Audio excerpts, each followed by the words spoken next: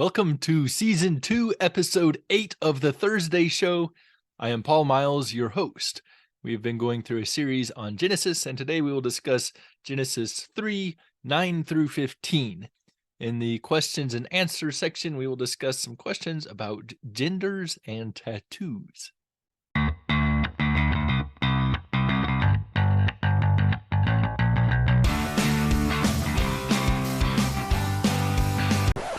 In our last episode, we left off at Genesis 3:8.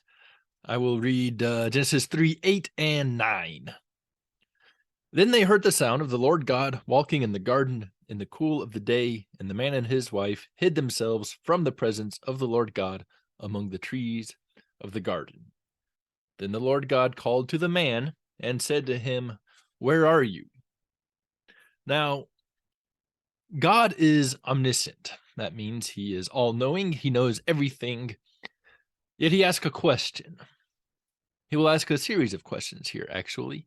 And the answers to the questions are not going to be any kind of surprise to God because he already knows the answers. He's not asking this question, where are you? Because he does not know where Adam is. Instead, he is posing questions to the guilty parties here in order to get an admission of guilt. We see a similar question in the following pages of Genesis when God says, "Where is Abel, your brother?" Okay, he's not saying, "Oh my goodness, I lost track of him. I don't know where he is. Could you tell me so that I will know?" No, he wants an admission of guilt. Okay, I know that you killed him. Tell me what happened. Go ahead and say it. So here he's asking, where are you? But Adam correctly interprets the question. We can look at his answer. And his answer is to the question, why are you hiding? So that's basically what God is asking, right? It's not, I don't know where you are. It's, tell me why you are hiding. Go ahead and confess. Okay. So Adam responds in verse 10. He said, "I heard your voice in the garden and was afraid because I was naked. So I hid myself." And he said, "Who told you that you are naked? Have you eaten from the tree of which I commanded you not to eat?" Now the question, who told you that you were naked? Again, this is not God not knowing. But oddly enough, Adam does not answer the question, who told you that you were naked? In fact, God did not expect an answer because nobody told Adam that he was naked. This is not something that he received from outside. After he ate of the tree of the knowledge of good and evil, he became aware. He knew himself to be naked. Verse 12. The man said, now he'll skip the question about how he knows that he is naked, and he'll go straight to the question, have you eaten from the tree? The man said, the woman whom you gave me to be with me, she gave me the fruit of the tree, and I ate. Now notice how the blame game is working here, right? First, Adam says it's the woman, not me, but the woman whom you gave, right? Not me. It's the woman. Really, it's not even just the woman, but you, God, you are a party to this crime because you gave me this woman. And you gave her to be with me. You see, God, I am the victim here. I didn't really do anything wrong. It's the circumstances around me. Now, if you want a good example of positive masculinity, if you want to see how to be a good man, do not follow Adam's example here. This is an absolute blame shift.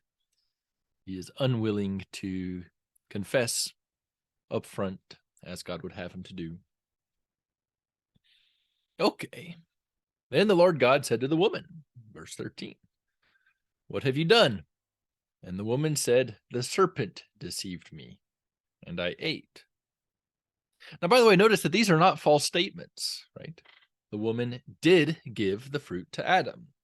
The serpent did deceive Eve. However, also notice that these are not sufficient excuses. They are not being eased of the responsibility. God put a personal responsibility on Adam and Eve. If you eat of that fruit, you will die. Okay. He didn't say you will die unless the circumstances are sufficient that we can prove that the serpent is the one that led you into this or someone else, right? You will die unless, of course, it's my fault, that I gave you the woman, No. He puts responsibility on man. And what are Adam and Eve trying to do? They're trying to get out of the responsibility. Now, people like to say that woke ideology is in the Bible. I would actually agree. We find it right here, right? And typically, those that try to support the woke ideology through the biblical text will go to a misunderstanding and a misapplication of certain things that Jesus said. No, I think you can understand quite plainly what Adam and Eve are doing here, and you'll see the same basic sinful thought that Adam and Eve are trying to use here to reason their way out with God. A lot of that is similar to what we're seeing in woke ideology now. Obviously, this isn't a complete parallel to wokeism as it exists today. Wokeism as it exists today was very much influenced by the Marxist thought in the 19th century, which developed through the Frankfurt School in the early 20th century, which, by the way, ended up contributing to National Socialist thought, which was a failed experiment, thank goodness. But this Nazi ideology of critical theory lives on to today, and it has been revised a couple of times. One significant revision will be in the 1980s when we get the idea of intersectionality, leading up to the catastrophe that is wokeism today. But what does wokeism do? It's still rooted in this Marxist idea, which is rooted in this very much satanic Adam and Eve idea that we should not take personal responsibility, but rather we should push it off onto our circumstances. The system is corrupt. We have systemic racism. I guess this isn't systemic racism. This is systemic being forced to eat the fruit of the forbidden tree-ism. That's the thought process. Interestingly enough, wicked ideas tend to repeat themselves. They will go through little modifications here or there, but so frequently we can't necessarily find a complete 100% parallel between a bad idea that is going on today, and we can't find that precisely as it exists in the Bible, right? But we can find root ideas being addressed in the Bible, right? Can we find, I'm picking on the Nazis, as well they should be picked on.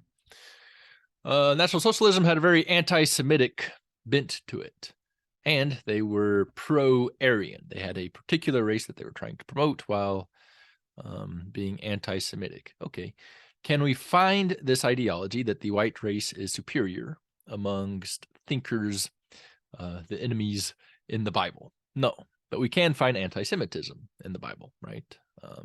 All sorts of anti-Semitic acts were being performed against Israel, and God has protected them on several occasions. To this day, Israel has several holidays that are celebrated because God defeated the anti-Semites. Okay. Now, if we want to respond to National Socialism, we can find key elements of National Socialism that are refuted in the scriptures, like anti-Semitism, for example. Okay, and so it is here. We see the constant blame shifting to external forces, right? The woman, the serpent. In Adam and Eve's response, we know that's insufficient to get out of personal responsibility, so we can refute wokeism on those grounds.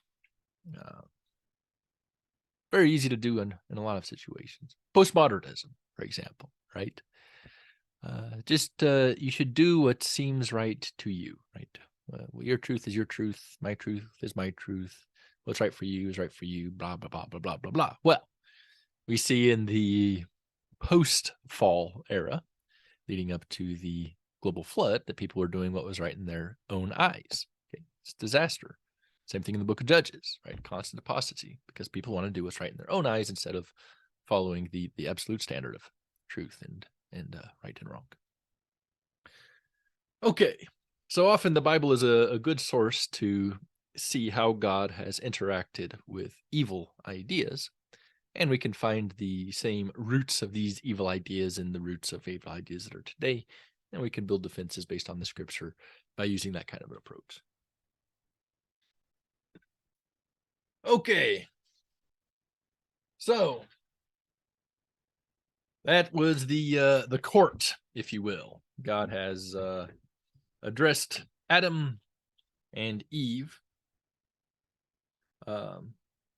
in the order of the hierarchy, right? Man was to be above woman. He's the head of the family. So God went to Adam first, then he went to Eve. The serpent doesn't even get a consideration here, okay? However, we do get the curse. Now, the curse affects three parties here. The serpent first, we'll look at that today, and then woman, and then Adam, in that order. We'll get into the woman and Adam in a future episode here. Notice that the addresses here, serpent, woman, Adam, are not in the order of hierarchy. Rather, they are in the order of chronology, which is the complete inverse. What do I mean by that? Well, the hierarchy is Adam is above woman, and mankind is above animal kind. So it would be Adam, Eve, serpent. That's not the order that he goes in, and that's not the order that they fall. Who fell first? Satan fell first. Then he attacked Eve and got her to sin, and then Adam sinned. So we're going in the order of the fall. Okay, so Genesis 3:14. The Lord God said to the serpent, because you have done this, you are cursed above all livestock and above every beast of the field. You will go on your belly, and you will eat dust all the days of your life. Now, as a result of the fall, all animals were cursed. All of nature was cursed. All mankind was cursed.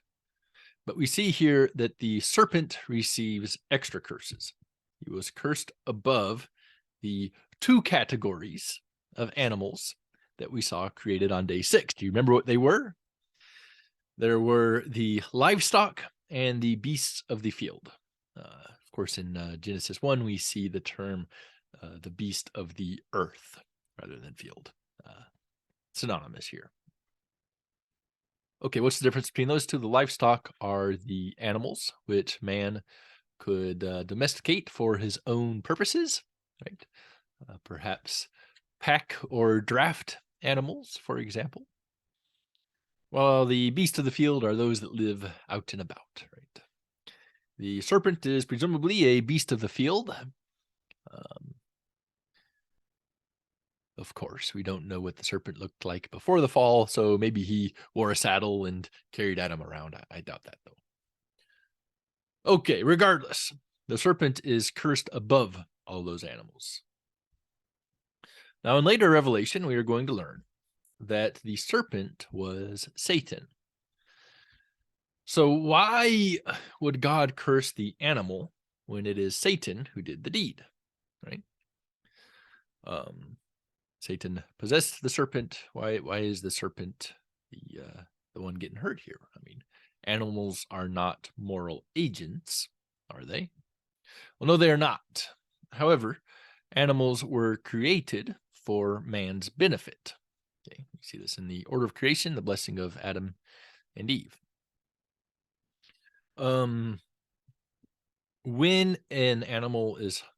Whenever an animal harms a man, the animal is harmed in return.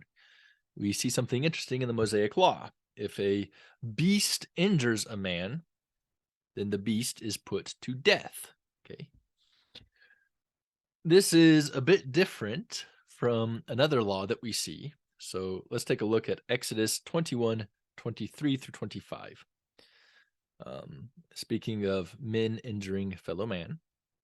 But if there is any serious injury, then you shall give life for life, eye for eye, tooth for tooth, hand for hand, foot for foot, burn for burn, wound for wound, bruise for bruise. Okay. So the famous statement, an eye for an eye, a tooth for a tooth. People see this rule and they say, "Oh, that's so barbaric and archaic." The biblical authors lived in a distant time, far away from us. They were so oppressive of their fellow man. Actually, the inverse is actually true. This law gives the basis for lex talionis, which is the law of retribution. Okay, this Mosaic law here. It is founded upon this principle of the equality of human worth. All right. So if a human loses his eye, then the one who caused the injury should lose his eyes. Now, I should probably point out that there is not a single historical example given anywhere in the Jewish records of a man having his tooth knocked out or his eye poked out. So the one who poked it out or knocked it out knocks out or pokes out his eye. Okay. You would think as many warnings as we heard growing up. You'll put your eye out, kid. Very few of us actually put our eye out. I mean, it does happen, right? So it would be extremely difficult to measure, for example, a bruise for a bruise, right? Okay, you gave me a bruise. Now I have to give you a bruise of the same proportionate. Well, what we get here is the principle of equality of human worth. If a man knocks out another man's son's tooth, it doesn't mean that the man whose son's tooth got knocked out gets to knock out the son's tooth of the man who knocked out the tooth. No, the two humans are equal. Okay. This is the basis for that sort of legal code, right? And it's founded on the biblical idea of the equality of human worth. Okay. What does that have to do with the serpent? Well, whenever we see if an animal injures a man, the eye for an eye and a tooth for a tooth principle here is not applicable. Why? Because man is above animals. If an animal injures a man, that animal dies because animals were created for man's benefit. If they're harming man, they get put to death. So what does this have to do with Satan? Well, it is not by any means unjust that an animal, which was created for man's benefit, was then used for the downfall of man and received a curse as a result. Okay. By the way, from these principles that a man's eye is equal to another man's eye because a man is equal to another man, and an animal who injures a man is put to death because man is above animals. From this principle, we should be able to draw critiques of two different systems that you might see, right? If you see a system, a political system, a school of thought, which does not equate humans with other humans, then that system is flawed. Okay, the atrocity of slavery here in America comes to mind. Okay, we know that that is an evil system because it does not treat humans as humans. I'll let you take a wild guess what I think about abortion, being as how a human fetus is indeed a human, we should treat them as such. And of course, we can draw all sorts of examples of abortion and slavery from many other cultures as well. Another thing we can look for in a political system to see if it is has a serious flaw or not is to see whether or not it recognizes humans as above animals. If it tries to bring down humans or elevate animals to where humans are only a part of nature rather than above nature, then there's a problem with that system.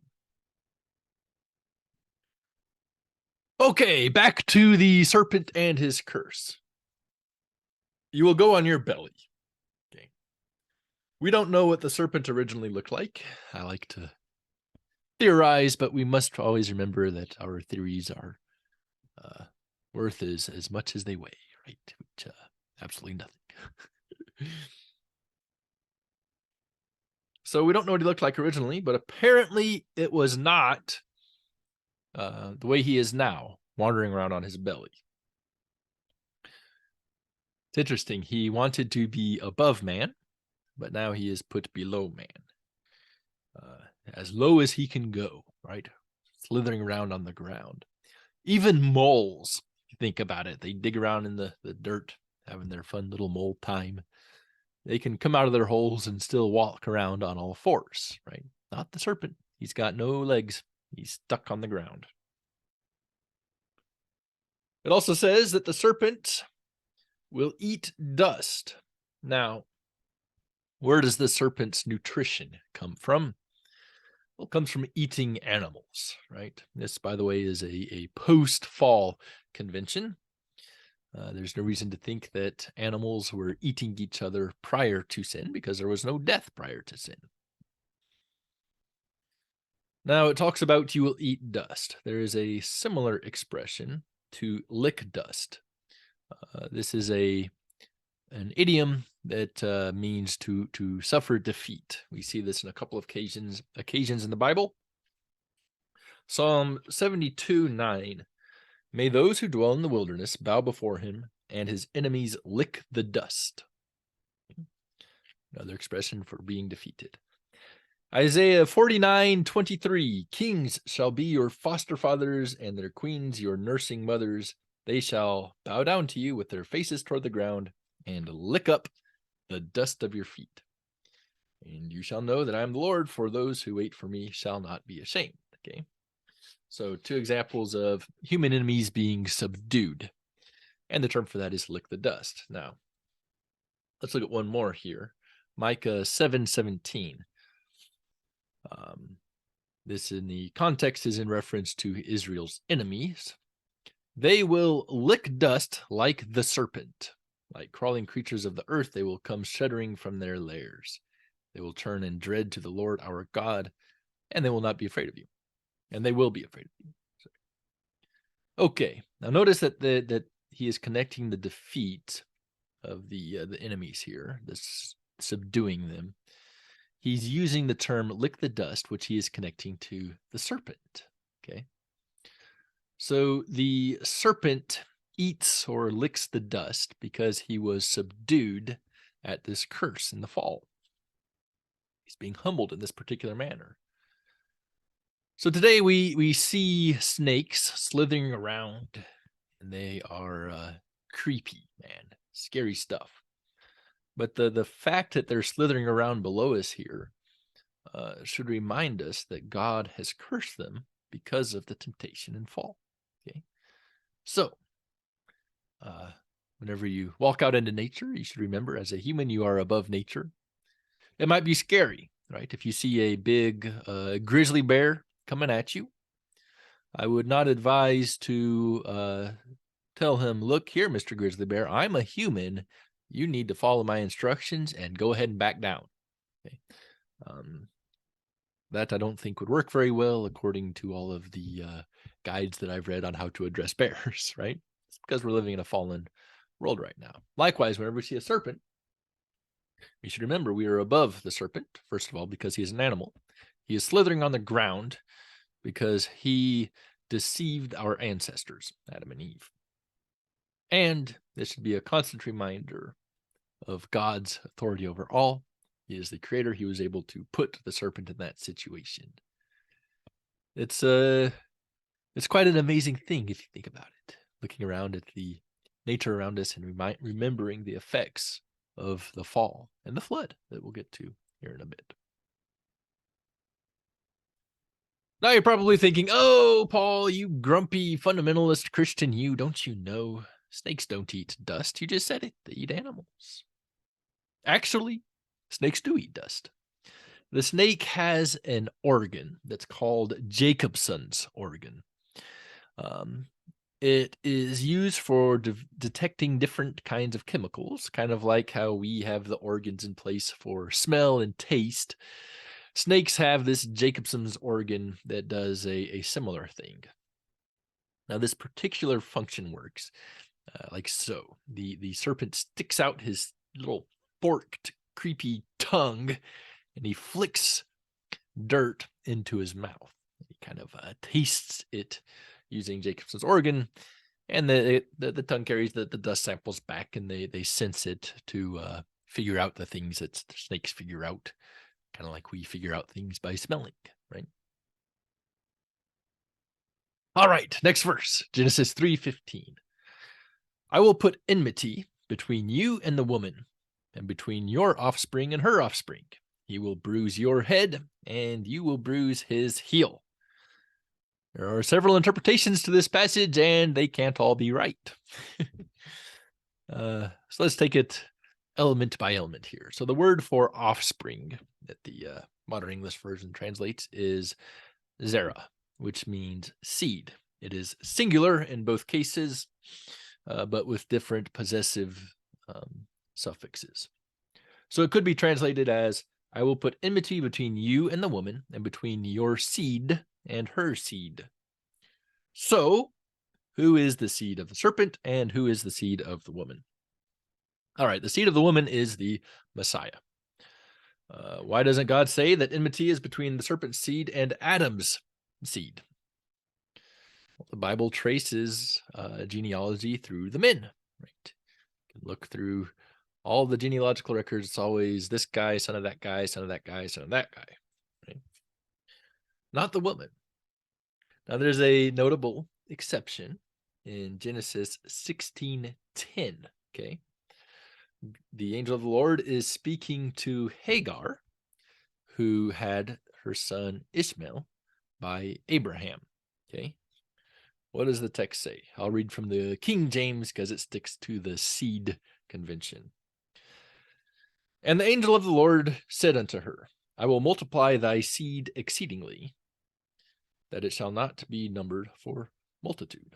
Okay. So notice, I will multiply thy seed, Hagar's seed. So why is it Hagar's seed and not Abraham's seeds? Okay. First, it is singular because the seed is in reference to Ishmael, who is going to grow up and become a great nation, the Ishmaelites, right? That was a multiplication of that seed. But second, Hagar is not Abraham, right? It's not Abraham's seed, Ishmael, but Hagar's, because God is specifically excluding in this promise the rest of Abraham's seed, right?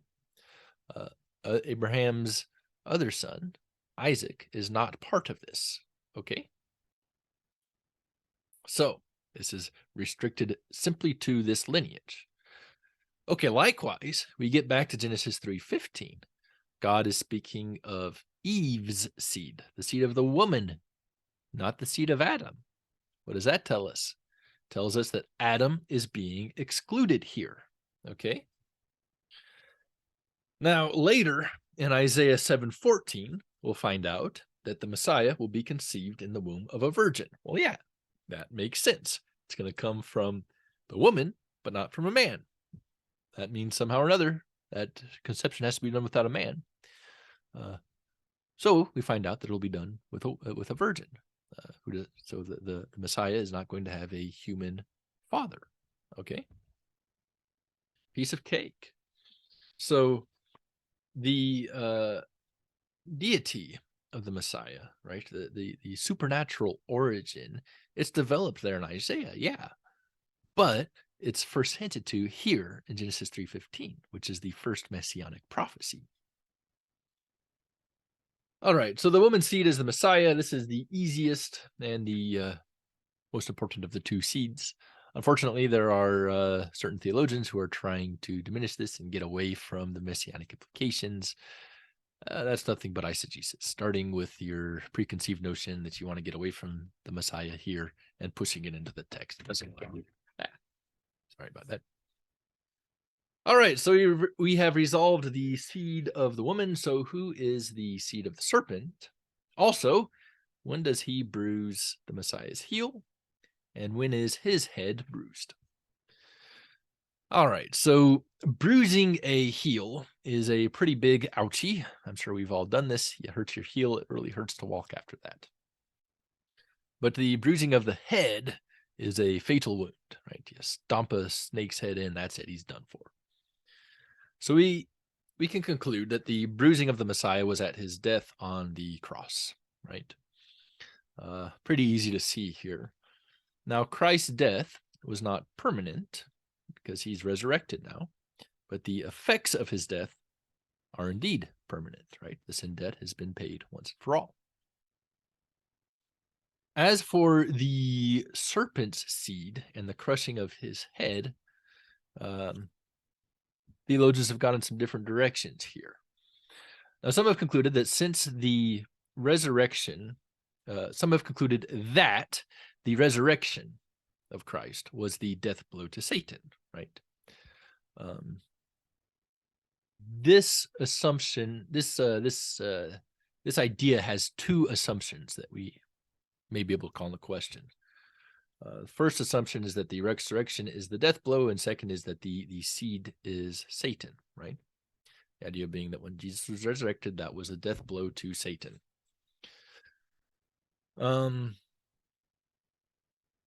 The resurrection is in the past, yet Satan is still very much alive and active. He has not been death blown yet. Paul speaks of the crushing of Satan as yet future. Romans 16:20. The God of peace will soon crush Satan under your feet. So in Paul's time, Satan was still active. The crushing was yet future. And I don't think any crushing work has been done to Satan since then. So I think we can conclude that the crushing is still future. Now, the folks in our friends in the New Apostolic Reformation, which is a really dangerous movement, which has had some influence in some other circles, which are not as dangerous. But folks of that ilk, they will say that they make this claim that they bind Satan, right? They do so in their prayers. I think there are a lot of problems with that. One of them being, if you keep binding Satan, then who keeps turning him loose, right? Satan is not yet crushed. He is not yet defeated. So I think we can conclude from Satanology and his current work that the crushing has not yet occurred, so it did not occur at the cross. Another assumption there is that the seed of the serpent is Satan himself. Now, the serpent did not give birth to Satan, so the sense in which we see the term seed being used to mean a physical offspring would not be applicable here. However, there is a sense in which the serpent, being possessed by Satan, has Satan within him. So is it possible that the seed verbiage could be used for such a relationship as that? I would say that's possible, but we probably don't have enough textual support of it. Being as how this is such a unique example, a unique situation, it would be hard to prove or disprove from other uses of seed in the scriptures. Another possibility would be that the serpent, that his seed will be the future Antichrist figure. So how can we support this through other scriptures? Well, in Revelation 13:3, it depicts this future Antichrist figure as having a mortal wound that was healed. Okay, so it could be that there is going to be this future human figure. He receives a mortal wound, meaning he dies, and then he is brought back, if you will, through a satanic reanimation. which would make this reanimated form not the seed of humans, not the seed of Adam, not the seed of Eve, but rather the seed of Satan. Then the Messiah is eventually going to kill this figure and toss him into the lake of fire before establishing the millennial kingdom. Okay, so if we see the seed of the serpent as this future Antichrist, that would work. It's still eschatological in that sense. Another possibility, we can still keep the eschatological sense here, as seeing it yet future, and we can still maintain that the seed of the serpent is Satan. That would also work out in eschatology. How does that work out? Well, Christ will return, the Messiah will defeat the Antichrist, cast them into the lake of fire. Satan he will lock up for 1,000 years. And then at the end of the millennial kingdom, he will release Satan, and the Messiah will defeat Satan once and for all and throw him into the lake of fire where the beast and the false prophet are. Okay, before establishing the new heavens and the new earth. That would be the final defeat of Satan. So it would postpone the serpent crushing ministry by 1,000 years, but that's no big deal. It would still leave us with a future ministry. Either way, both of these events are going to occur. The Antichrist will be defeated, and Satan will be defeated, and eventually Christ will bring in the new heaven and the new earth. Okay, so we can argue about the nitty-gritty details of eschatology. Is it describing this or is it describing that? That's always a fun discussion to have, especially when you have someone that is like-minded, that this and that will happen. The question is, which one is it describing here? I love that discussion. But most importantly, we can back up a little bit, look at this and realize, okay, this is the first messianic prophecy that we get.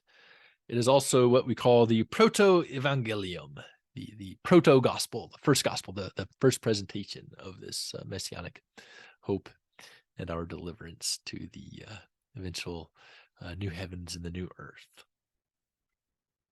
Salvation has always been available by grace through faith on the basis of Christ's atoning work, which we see our first little bit of that right here. Okay, so we'll go further in the text next time. For now, the questions and answers.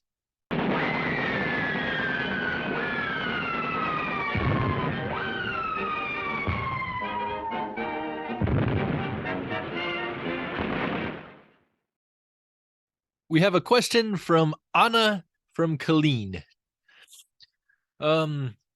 It's a long question, and she's been discussing some things with her friend. She submitted a couple of questions that her friend has been asking. We addressed some of that last time. This time we'll address two more parts of the question. First, her friend was wondering why there are fewer female names in the Bible. Does that support the idea that women are less in comparison to men? Okay, so is there a misogynist implication there? And second, her friend wants to know why tattoos are bad for our spiritual well-being. Okay, the short answer to these questions is no and no. The Bible does not say that women are less than men, and no, tattoos are not bad for our spiritual well-being. So let's take a look at the issues a little bit more closely. Okay, so there are fewer female names in the Bible than men. So does that mean that women are less than men according to the Bible? Absolutely not. Women are always treated as ontologically equal with men, but with different functions. Okay. There are plenty of great women and plenty of terrible men in the Bible. The book of Esther comes to mind. We have Queen Esther, who is a righteous woman, who is very wise, whom I try to emulate in my own personal daily life, not always successfully.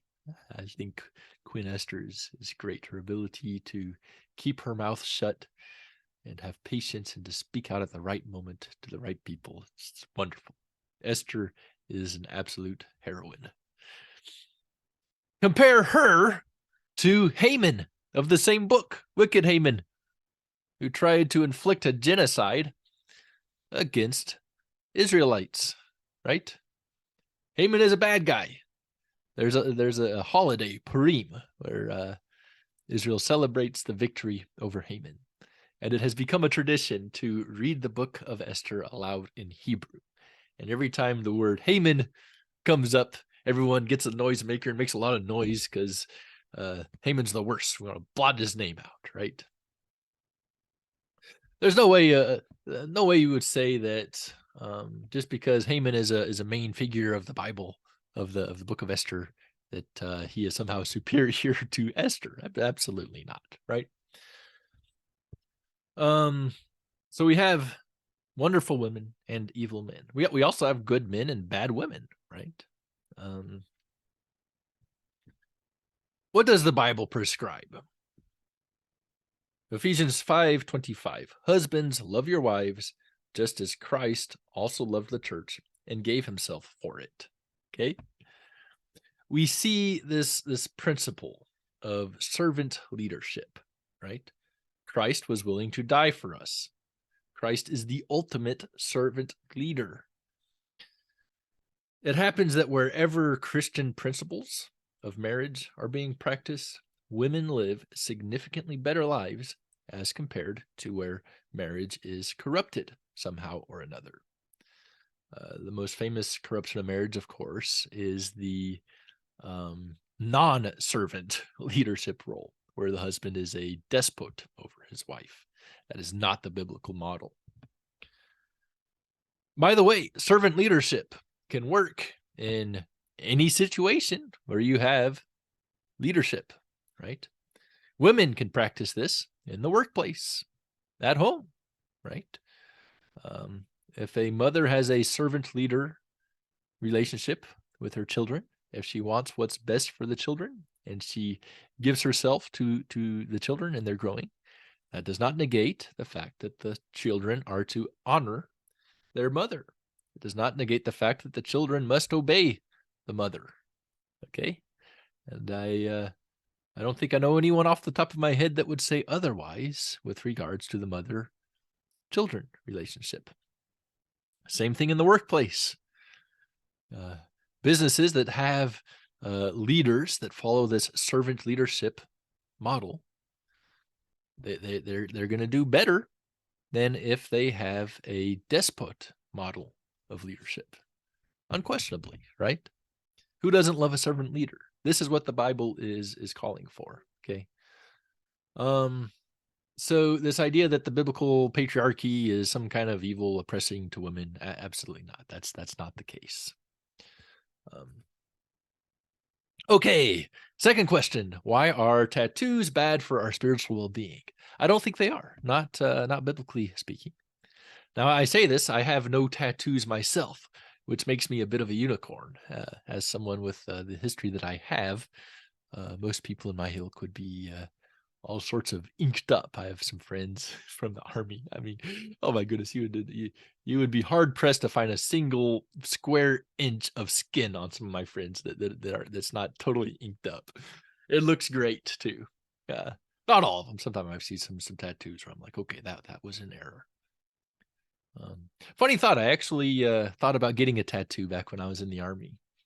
I was 18. I was like, oh, I'm going to get a tattoo. It was a great idea too. I was going to get a skull with some scissors underneath, with a banner that says, I run with scissors, because you're not supposed to run with scissors, and I live a dangerous life. But I was telling this great idea to my dad, right? And he said, you know, son, I have a lot of friends that are my age, and they got tattoos when they were your age, and they thought it was a good idea then, but they regret it now. So I said, maybe my father has some wisdom here. I won't get the tattoo. And I didn't get that tattoo, and I never got a tattoo since. Of course, now I've got a wife who won't let me have tattoos. To this day, though, I don't think I would regret my skull and scissors tattoo. I think that's a really good idea. But that's neither here nor there. What does the Bible say? Tattoos are indeed forbidden in the Mosaic Law. We need to look at the context. The law where they are forbidden is among other laws that seem to be telling Israel to avoid certain practices that were common in the land that they were about to possess. Let's take a look. We can look at Leviticus 19:23 through 24. Verse 23 begins, when you come into the land. And verse 34 ends with discussing foreigners in the land, right? So there's sort of an inclusio. An inclusio is basically like a sandwich in literature. You start with something, you end with something, and then the middle is a unit, okay? So let's take a look at what's being forbidden in this unit that is relevant to the land. Verse 26, you shall not eat anything with blood in it, nor shall you practice divination or fortune telling. Verse 27, you shall not round the corners of your hair on your head, nor shall you mar the edges of your beard. 28, you shall not make cuttings in your flesh for the dead, nor make any tattoo marks on yourselves. I am the Lord. Do not prostitute your daughters and cause her to be defiled, lest the land fall into whoredom and become full of wickedness. Right? Then you get down to 31. Do not turn to spirits through mediums or necromancers. Do not seek after them to be defiled by them. Okay. Then we get to 33. When a foreigner sojourns with your land, you shall do him no wrong. Okay. So what is all this? What's going on in this text? Some of the practices here are outrageously evil, right? Do not prostitute your daughter. Oh my goodness. What kind of a wicked person would do that? We see that there's a ban on divination or fortune telling, also an evil practice, as it's a turn to false gods, right? Of course, prostitution is the oldest profession in the world, as they say. I would tend to differ. I think that farming predates prostitution, for what it's worth. But cult prostitution was very common in the ancient Near East. Okay, it would set up temples to the fertility gods and have prostitutes where people would pay to have sex with these young girls in order to stimulate the fertility gods into a bountiful harvest and so on and so forth. Evil practices of false gods that were foreign to Israel. They were about to enter the land where these foreign gods would be. Okay, God doesn't want Israel to get corrupted like that. So he puts a lot of rules in place saying, don't even look like that. So some of those practices are just absolute evil, regardless of what worldview you're coming from. Other bans here are on practices that are not necessarily in and of themselves evil, right? You shall not round the corners of the hair on your head. Okay.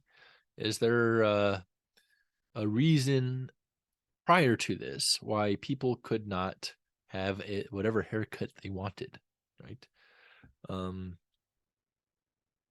So it seems then that there are certain rules being put in place here, which are not inherently bad for our spiritual well-being, but God is putting there for the protection of Israel when they enter the land.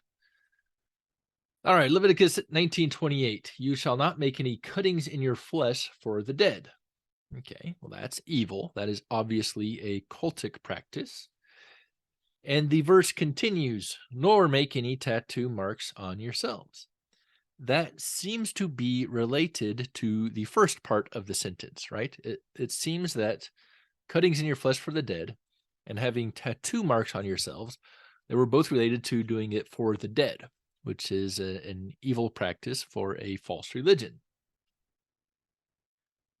Both practices are responded to with the phrase, I am the Lord, right? I am the Lord. Those guys, those are false gods, okay?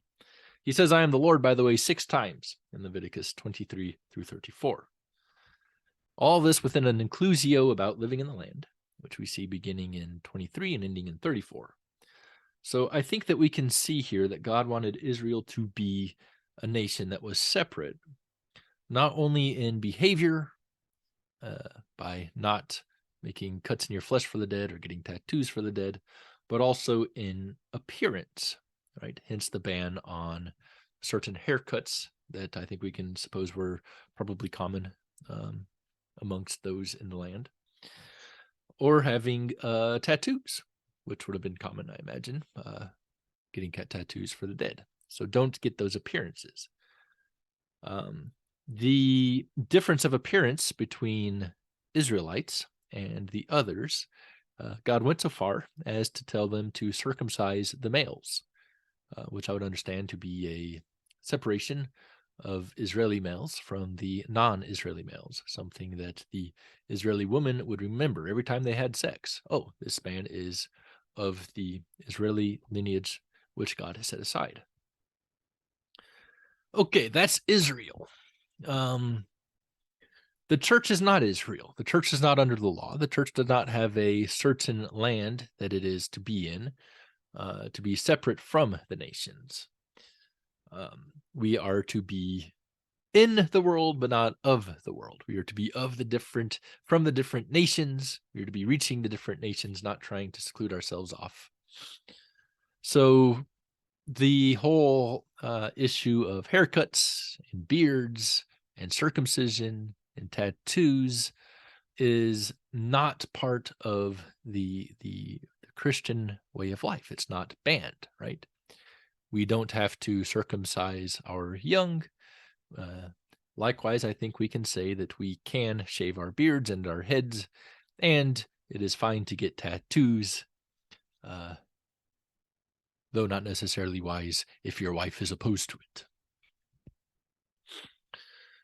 Now, since we do not worship false gods, we do not practice the things which are listed here in reference to other false gods, right? So we wouldn't it's not okay to get, to tear holes in your flesh for the dead, okay?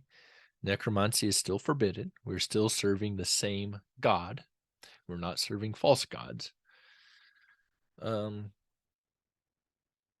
I guess technically we could say that if you're getting a tattoo for a false god, okay, that's a sin because you're serving a false god. But since the tattoos in and of themselves are not forbidden any more than foreskins and beards, they're not necessarily sinful, and so they are indeed permitted for the Christian life, and they are of no harm to our spiritual well-being. So hope that answers the question. Thank you so much for tuning in. This has been the Thursday Show, Season 2, Episode 8.